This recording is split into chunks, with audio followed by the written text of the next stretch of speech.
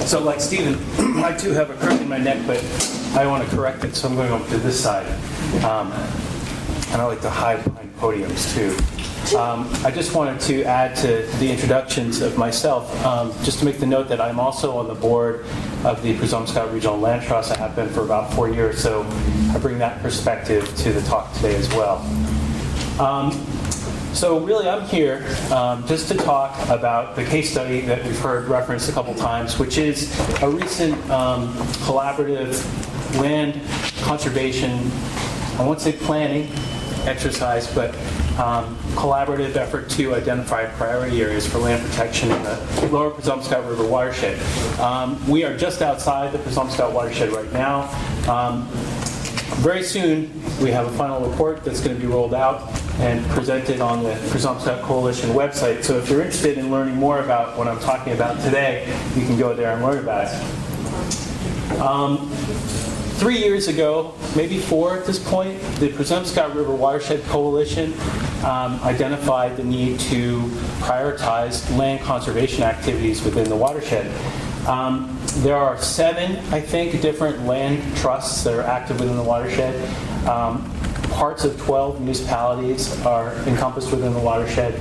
And there's varying degrees of activity within each one of those entities. And so bringing them all together to talk about their own individual priorities and looking at broader conservation values from a watershed perspective was identified as something that would be really useful. So this was really an organic process, and several different conservation values fell out of the process, which I'll talk about in a second, one of them being recreation and access. We talked about both land and water trails, which I think is important to note because that's been left out of the conversation a little bit today. But there are a lot of folks who are thinking, I think that means we're supposed to get out of here now.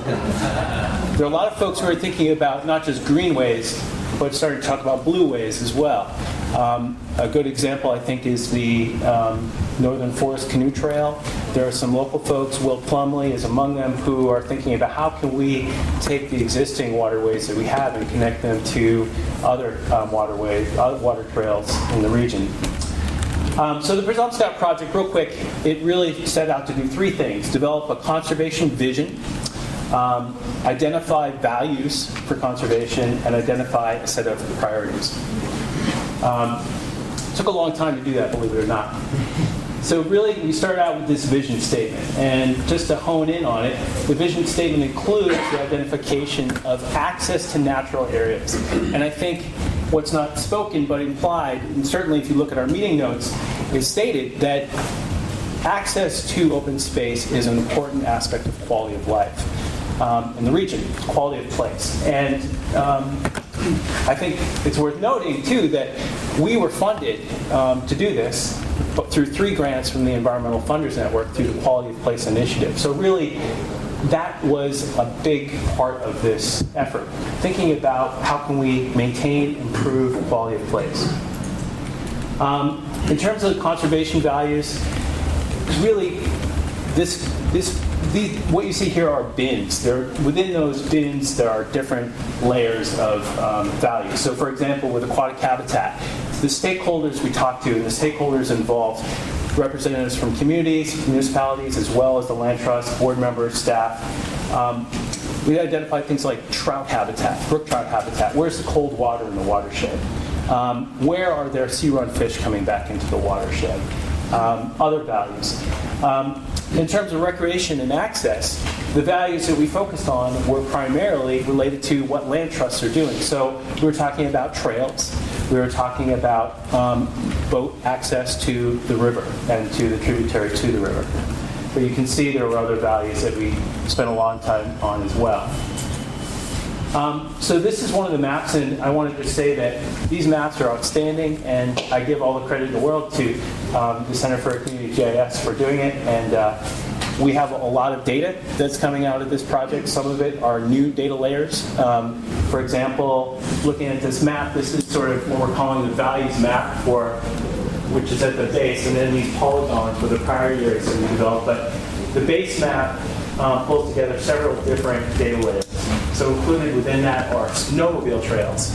If you look online, you can go to different town or local snowmobile clubs, and you can get a map of the local trails. But at the point that we were trying to develop this map, there was no regional map, there was no state map, there was no data layer even, or if there was, the state wasn't willing to give it to us, to look at connectivity of snowmobile trails across the region. So one of the things that Stephen did was to digitize what we could off of the individual snowmobile club websites and show the regional footprint. Now you can't see it very well on this map, but it's pretty extensive. So what kind of information does that provide us? Other things that are on here, you'll notice that there are some dots. Those are either boat launch areas or portages. The trails, the red trails here, are trails that trail information was provided to us by local entities, whether they were towns or land trusts. You'll see that there's a pretty significant concentration of trails, obviously near Portland, and then again in Falmouth and Cumberland. But they become a little bit more diffused, especially this part of the watershed. And we didn't have a lot of participation, so I think capacity is an issue for a lot of the communities in terms of thinking and talking about needs and priorities for trail connectivity. And then you see also here is the Sebago to the Sea Trail, or parts of it. And there are a couple other pieces of information on there as well, the Cumberland-Oxford Canal towpath, which is seen as a real recreation asset. So generally, for each one of the values and priorities maps we created, we provided some information about the values inherent that are displayed on the map, as well as more specific information about the value of each priority area. So focusing in on the map a little bit more, you get a better sense. These purple dotted trails are snowmobile trails, and really you can see, I don't know how well it shows up in the back, but there's a pretty extensive network of snowmobile trails. A lot of them, of course, are following the power line right-of-ways. Stephen also put on here discontinued roads, paper roads, which I think provide some information about opportunities for trail network connectivity as well. So focusing in on the priority areas, it's harder to see on this map, which I always think of the watershed sort of looks like a person riding a buffalo. But I don't know if you can see it, it's the person up top. Anyway, down at the buffalo's belly here, we have this priority area number 4, was just a recognition that, geez, we have great paddling opportunities on the river. SD Warren and SAPI, through their obligations for dam licensing, have a requirement to create access portage areas upstream and downstream of each one of the dams over time. But one of the things that's lacking right now is how do we get in downstream of Cumberland Mills Dam? So that was a priority. I'm working my way back up the watershed here, I guess. It's because I think like a sea-run fish. But, the Cumberland and Oxford Canal towpath runs along the main stem of the Presumpscot River for a significant length. And there are a lot of folks who think that that could be a wonderful asset. Certainly the trail is accessible, the towpath is accessible in many places. If you go to some of the Presumpscot Regional Land Trust holdings, you can access the Cumberland and Oxford Canal towpath. But a lot of it is on private land, and right now access is informal or undesired on the part of the landowner. There was a recognition that we could, so if you try and think about the old map, or the values map that I showed earlier, the Sebago to the Sea Trail goes over in this direction. The main stem of the Presumpscot goes that way, and a lot of it is undeveloped. So just seeing that there's potential to provide improved trail connectivity with the Sebago to the Sea Trail running as sort of a backbone, with Stephen's terminology, going up to South Wyndham and accessing trails in the lake region. And then lastly, the top, number 1, really is, there's a cluster of trails in Falmouth and Cumberland and in parts of Wyndham that could be connected to other trail networks, large state preserves that are in Raymond and in Gray.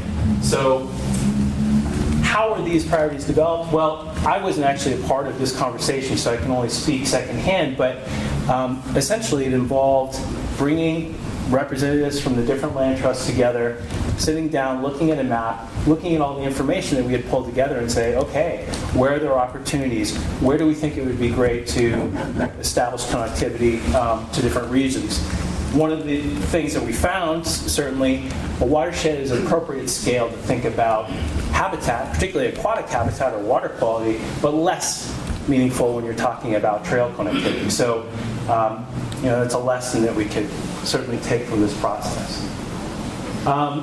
So in terms of next steps, I mean, from my vantage point, the work that we did to identify trail priorities, trail connectivity priorities in the watershed was really sort of a starting point, but there could be a much more deliberate, intensive, involved process that would bring in input from local communities much more intentionally to try and understand where the local needs are and how to bring those needs and opportunities into a broader regional vision.